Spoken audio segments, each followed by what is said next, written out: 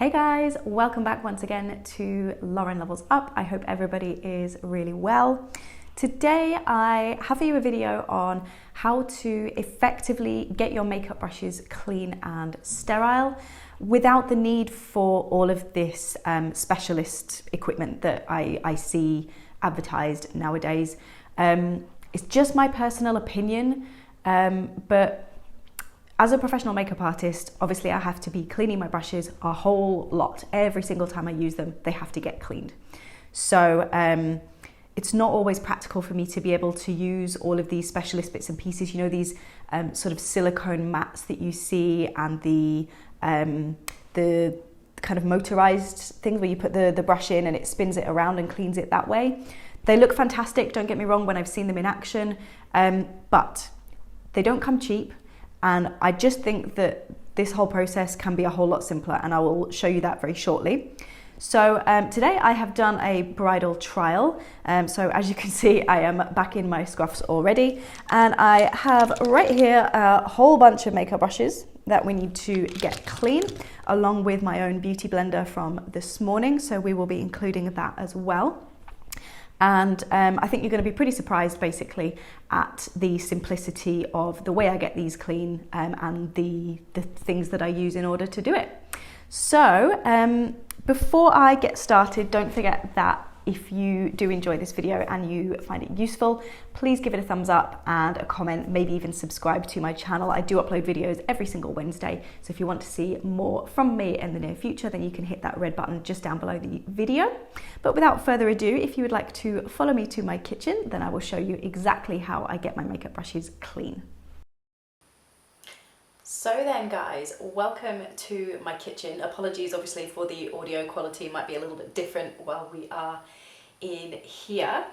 So to start off with, whenever I clean my brushes, I always make sure first of all that the area that I'm working in is clean and sterile first. So as you can see, I have cleared off this workspace for cleaning my brushes, and this is where we're going to put them out to dry. The sink area is also completely clean, and everything has been wiped down with disinfectant. So the first thing that we need to do is get our hot water running. And then the two main elements to getting my brushes clean in the simplest and most effective way possible is, first of all, the humble rubber glove. Now, the only thing special about these rubber gloves is obviously that they are pink. This pair I actually keep purely for the purpose of cleaning makeup brushes. So I will just pop them on. And the reason that I like to use rubber gloves is basically, I'll just pull that in there. I don't know if you can see here these little tiny projections. I'll see if I can get the camera to focus on them. But basically it's those little tiny projections that are going to mean that we really work the soap into the fibres of the makeup brushes. And this is what's going to really help to lift away any bacteria and any just any debris at all that's in the brush hairs that we want to get rid of. So the next item that I have that is what helps me to get my makeup brushes really clean is just a humble common and garden hand soap. But I say humble, common and garden, and there are two aspects that are really important to making sure that this is going to be the right soap for you for cleaning your brushes, and that is first of all that it is a proper antibacterial hand soap.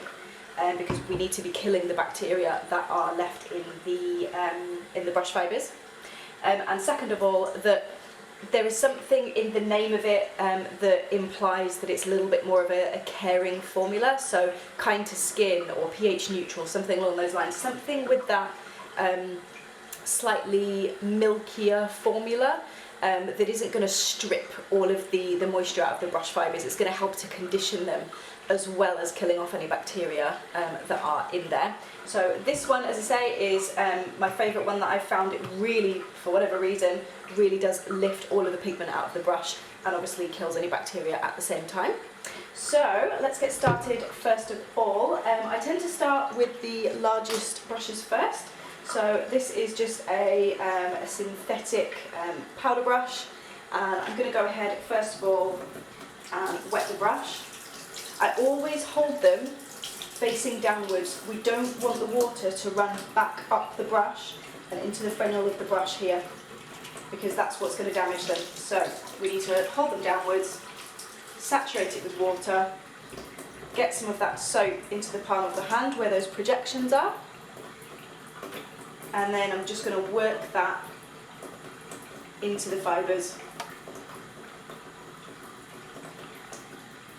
And then once I've done that, and you can see that it's starting to lather up, that means that we're getting somewhere, and you can see the colour of the foam that's coming out of that is obviously the colour of the pigment that I've been using.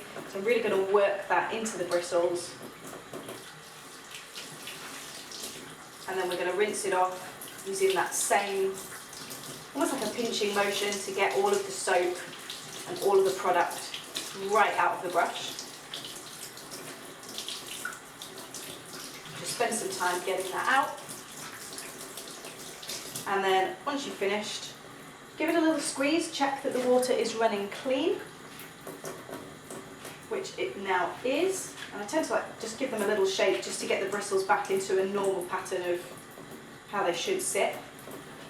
And then I just lay that flat onto some normal kitchen paper. And I will do the same for all of these larger brushes, just one brush at a time, cleaning it in exactly the same way. When it comes to eyeshadow brushes, I do tend to clean these two at a time. So I will show you what I mean. So I've got, for example, a crease brush here, and another one, and then a smaller one as well. So I will just do exactly the same, but two at a time. The only time I tend to do them one at a time is if I've been using a pigmented product that is really, really different in colour. Because what I don't want to do is for that colour to transfer to the rest of them. So again, just wiggling those brushes, working up a lather.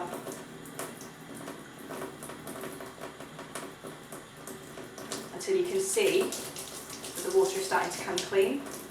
Sometimes you will find that with particularly heavily soiled brushes, you won't be able to work up a lather the first time that you wash them, so they just need a second wash. And by that point, you will see a real lather starting to build up before the water will run clean for you. Again, just working all of the soap out of the bristles, holding them facing downwards, and then just squeeze out the excess and lay them flat. So that is how I would go about cleaning our smaller eye brushes. And when it comes to beauty blenders, I mean, this one is particularly heavily stained because it is my own, so I don't obviously treat it as nicely as I would my brushes that I use on my clients, but I tend to just saturate them completely with water, and I wash them in two parts. So I'll wash the round end first that we put the foundation on, put that soap directly on there, and then I'm just going to spend some time really working that into the surface of the blender. And you can see all of the product that is coming out of there. So beauty blenders often take a couple of washes. So then the same again with the pointy end that we normally put our concealer onto, and just really work that into the little kind of grippy areas of the gloves, because they're really going to help to work that product out of the sponge. You can see now that it's all coming out. So, but as I said, when it comes to beauty sponges, beauty blenders, whatever it is that you're using along those lines, normally they do need a couple of washes to get all of the stains out. So I will give that one another wash afterwards. So I will go ahead basically and do all of my brushes that I have here in exactly the same way that I have just shown you.